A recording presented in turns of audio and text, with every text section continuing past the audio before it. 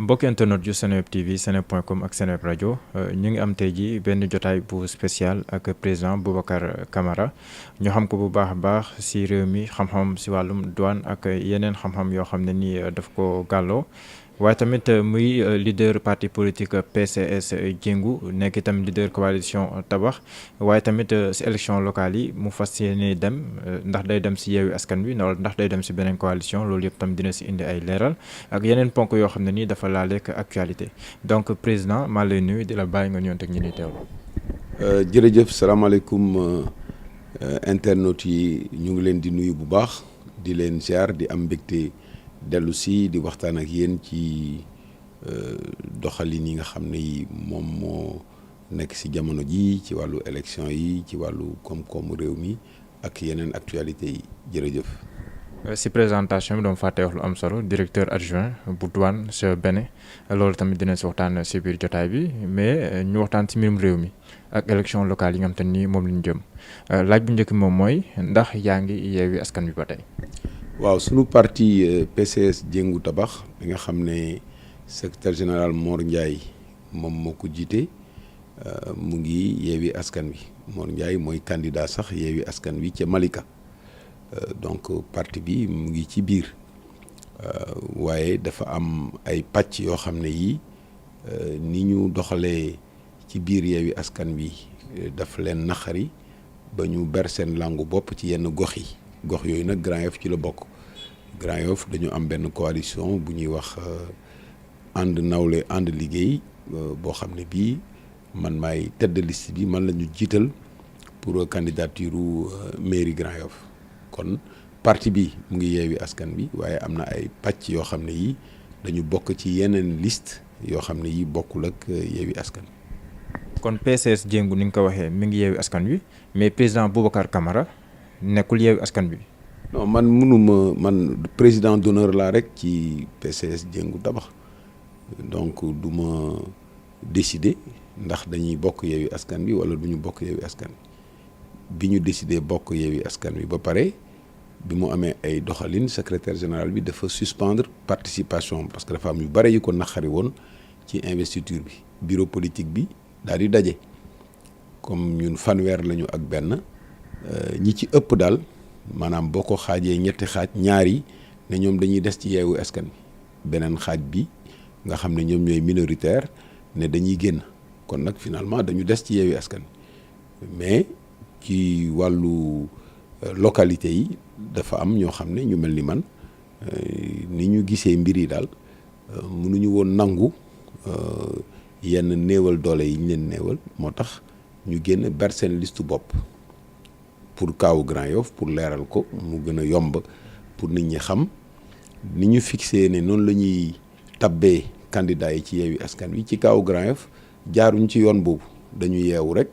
woowuñu kenn amoon na 7 candidats woow yeewuñu kenn consulté wuñu kenn jékki-jékki rek bés bi ñu waree clôturer ci 16h la ñu ne daal maire ba fa nekkoon la ñuy tabaat Yewwi Askan Wi bu ko defee nag nit ñi bañ ko section communale u Pastef ànd ak waa PCS Jéngu defar seen liste bopp daal di ma jiital ñu déposé ko yàlla def ci jàmm ba ñu accepté ko donc noonu la demee. mais tamit est-ce que mën nañu comprendre logique boobu parce que ay coalition yu bëri wala sous coalition yu bëri ñoom dañuy naan fa seen mbër nekkoon ba am fa ab poste nekk ab maire fa lañ koy bàyyi est-ce que kon bu ñu suivre logique boobu mën nañu comprendre le choix porté sur Madiop Diop fa la ne la sa Grand Yoff. waaw loolu amul fenn loolu kenn mosu ko décider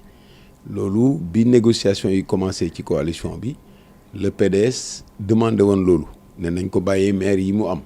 ba ñëpp d'accord ci waaye bi ñu PS d'accordulee bokk ci coalition bi ñuy taxawal suñu sart ñoom proposé woon nañ loolu mais dañ ko dàq conférence des leaders da ko dàq accord cadre baa ngi fii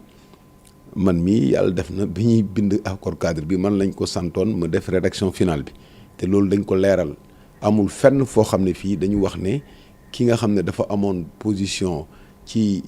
mairie bi dañ ko fay bàyyi dañu ne dañuy xool critères yi critère position acquise boobu nag day bokk ci critères yi waaye profil bi daf ci bokk ak li nga def ak bilan beeg yooyu donc bu ñu ko appliqué woon sax ba ñu ne yow mii daal préféré nañu keneen ku dul yow loolu ñëpp a koy nangu waaye dañ ko sax appliqué wul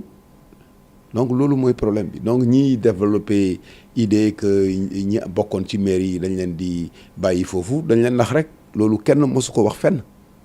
kenn mosu ko wax bokkul ci charte bi loolu dañ ko def rek pour justifier un peu li ñu bëggoon a def mais li lalu ci suuf yëpp bilan bi jotagul bu ñu ci tolloo dinañu wax lan moo ci nekkoon rëx-rëx ñu fexe nuñ koy rectifier pour ëllëg. yaa ngi koy wax Pastef yaa ngi wax sànq ne da laa soutenir foofu noonu sa Grand Yoff loolu kon nan lañ ko mën a déggee comme même Pastef sa Grand Yoff d'accord ñu ak li nga xam te ni moom leen décidé au niveau central fële na la sa Yewwi Askan. waaw loolu kenn mënu ko d'accord bu ñu nee nii la ñuy doxalee pour tabb boo jaarul fi ñu doxalee rek amatul logique bu boobaa da ngay bàyyi nit ñi ñu am seen liberté accepter ko injustice moom boo ko xasee ba def rek da ngay en même temps accepter résistance. et noonu la demee Grand Yoff te ku xam waa Grand Yoff ku xam bu baax Grand Yoff xam ne wax dëgg yàlla du ñu fonctionner du ñu nangu ku leen di écraser.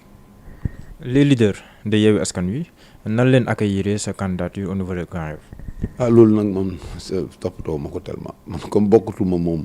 ci logique seen logique pour élection yi population yi daal niñ ko accueillir moom mooy d'accord nañu changement saluer nañ ko bu baax. am nañu fierté que ñu am candidat bu mel ni man boo xam ne xam nañ ko bëgg nañ ko te bëgg nañu surtout le fait que malgré lépp ma accepté man wàcc ci terrain bi wax leen programme bi ma taxawal pour defal Grand Yoff loolu moom te ñu ngi ciy liggéey bu baax di ñaan yàlla mu may ñu ci ndam. waxtaanoo c'est que benn leader ñoom ñëpp kenn waxu la si nan leen gisee sa mbir ak tamit ndax du affaiblir davantage coalition bi nga xam te ni lenn si sa parti ñu ngi sa ba tey. waaw xam nga coalition bi moom li koy affaiblir moom moo koy toggal boppam bu doon dañu jaar yoon je pense que coalition bi dina renforcer wu correctement mais dina am point yoo xam ne dina ko affaiblir mais li ñuy ñaan rek mooy opposition bi gagner le maximum.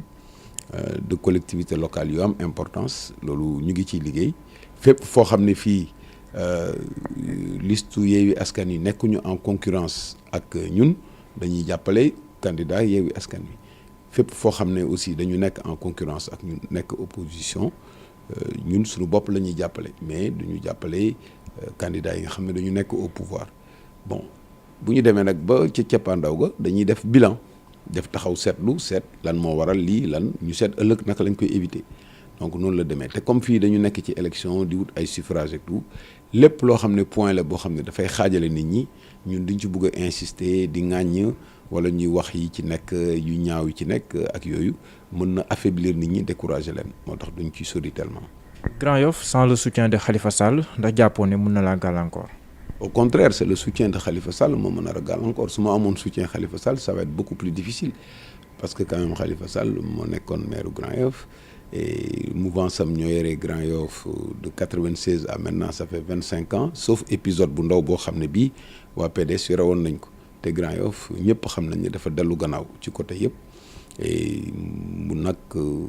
chaque année bu defee tête de liste ba ñu élire ko mu jël ko tayle ko.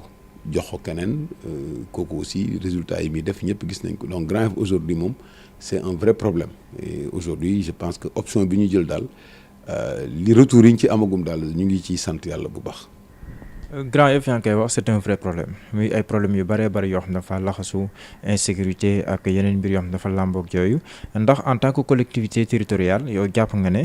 soxlaay askan wi am nga jumtukaay yi war ngir mën a dab seen bànneex si seeni soxla. oui en fait problème yi effectivement am na levier mairie levier bu baax la mais levier la boo xam ne da nga koy compléter da nga koy mottali par exemple boo gisee wàllu sécurité barki démb rek ñu ngi fa rey kenn rey bu ñaaw koo xam ne dafa doon garder ay matériel ñu fekk ko fa rey ko aujourd'hui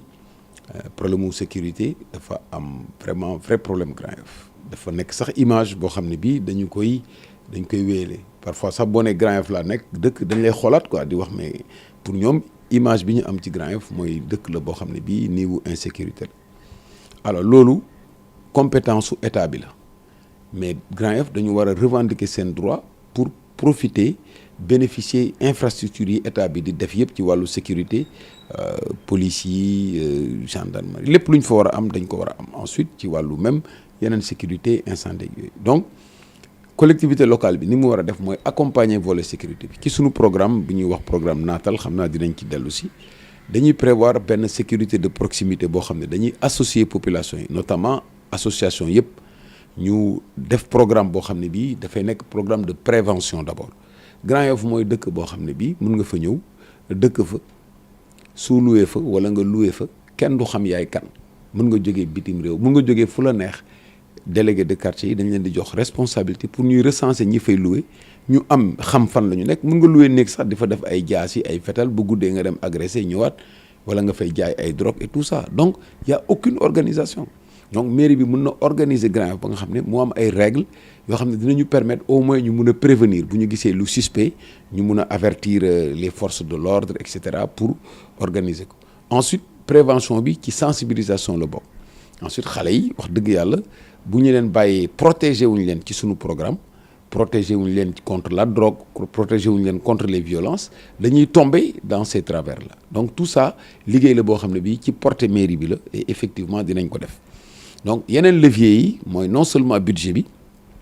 Grand Yoff commerce la am gis nañu jaayante ngënte Grand Yoff pratiquement même kër yëpp koo gis ci suuf commerce la am na sax ñuy louer une partie ci seen kër pour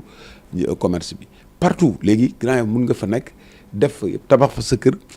jënd fa def fa lépp sans génn Grand Yoff lépp mu nga fa mais commerce boobu dafa pëccaxoo ni ñu ko organiser zone de commerce amu fa nit ñaa ngi fii marché yi c'est mal organisé amul place au parking amul place au livraison amul tracé wuñu dara daal de sorte que même recette yi ñu war a récupérer ci commerce bi ci transport bi yooyu du doy et ensuite ni ñu koy collecté dafa manqué transparence ba nga xam ne potentiel bi ñu am amuñu ko aujourd'hui ñu ngi ci ay 2 milliards 800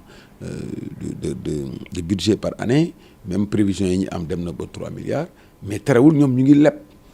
et terewul effectivement yenn moyens yi ñu war a am amuñu coopération décentralisée pratiquement indi lu ñu dara ensuite am na yeneen levier financement ay partenariat public privé yoo xam ne yi mën nañ ko jël avec des financements internationaux mais problème mu ñëpp mooy pourquoi ma war a dugal sama xaalis ci dëkk boo xam ne bii amul sécurité pourquoi ma war a dugal sama xaalis ci dëkk boo xam ne bii amul organisation boo waree ñëw war a financer benn parking payant nga xam ne yaa ngi récupérer sa xaalis ci nit ñi lay dénk oto ngay ñëw tu te dis mais fii dina fekk mu am sécurité bu fekkee dañuy ñëw toj foofu sàcc oto yi et cetera doo ko dugg du dox dootuñu la mun a fay donc Grand Yoff dafa laaj une véritable vision ce qui a toujours manqué dañuy ñëw rek gérer mairie bi au quotidien et tout avec maintenant un manque de transparence incroyable moo tax dañu am benn programme bu ñu tuddee nay leer ensuite il y a même pas de concertation avec les populations y a des positions dañu nekk ci genre rivalité yoo xam ne yi bu ñu la nettalee relation yi am entre commune bi ak yenn population yi surtout commerçant yi da ngay waaru da nga naan sax lii du commune donc loolu dañu am benn programme bu ñuy wax pencum gox moo xam ne dañuy waxtaanee yëpp donc levier yi daal ñun am nañ ko xam nañu ni ñuy doxalee réew sax xam nañ ko waxuma la commune et donc loolu ñun moo ñu gën a encourager pour ñu laaj mairie bi pour mën a vraiment defar Grand Yoff